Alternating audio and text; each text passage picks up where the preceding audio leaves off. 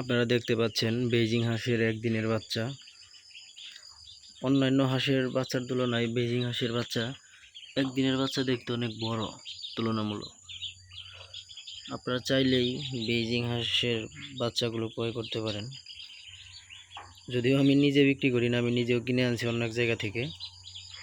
তো আপনারা চাইলে মানিকগঞ্জ বা এদিক সেদিক আপনারা ইউটিউবে দেখে বাচ্চা ক্রয় করতে পারেন। আসলে এগুলা দেখতে অনেক সুন্দর হয় অন্যান্য হাঁসের তুলনায়।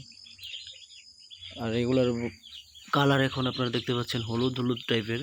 কিছুদিন পরে এগুলার কালার অটোমেটিক সাদা হয়ে যাবে।